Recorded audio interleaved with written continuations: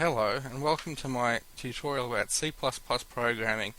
We're going to be using Dev C++, which is a GNU compiler that is downloadable from www.bloodshed.net. And we open a new source file, and this is the preprocessor. There's only one of them for this program. It includes the IO stream header to the program, and here's the main function: open parenthesis, close parenthesis, for this program at least anyway, and then open curly brace, and then there's the declaration of a double floating point number, three of them, the numerator, denominator, and the result, followed by a semicolon to indicate the end of the instruction.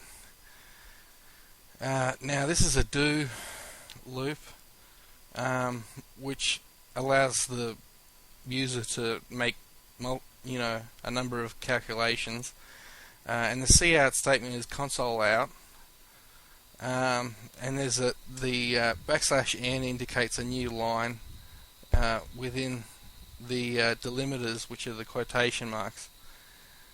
The console in requests a floating point number, and then the console out puts words on the screen that let the user know that the program requires a operator. Now, I thought this would be a good program just for people who have maybe seen a Hello World program as maybe something that would be accessible and easy to understand, yet useful. So a calculator is one of those, I suppose. They enter a second number here, and I've already explained these sort of statements here, but those are lesser than and greater than symbols, one after the other like that. That indicates the flow of the IO stream, which C++ uses. If is a conditional statement, and with all conditional statements in C++, they're within parentheses, and you have to use two equal signs instead of just the one for the assignment for a conditional statement.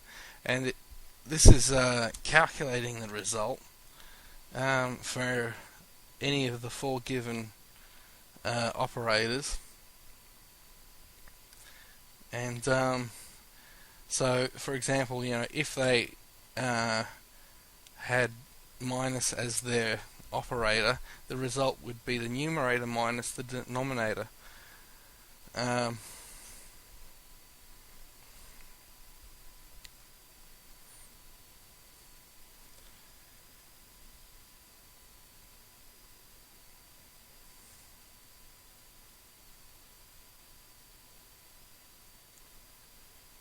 And this program ends quite shortly, so don't get distracted.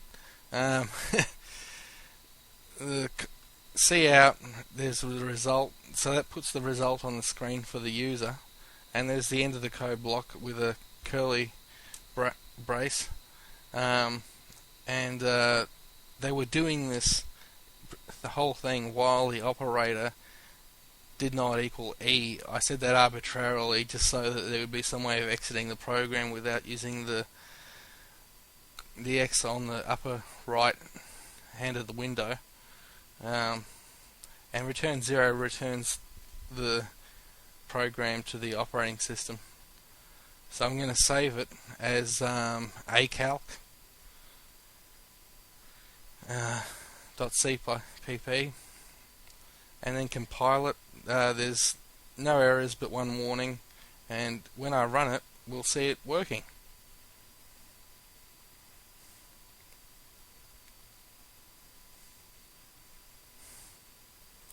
Okay, so here's the calculator itself.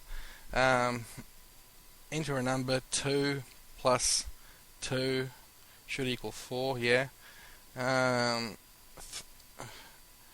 3,456 divided by 34.5 is roughly 100.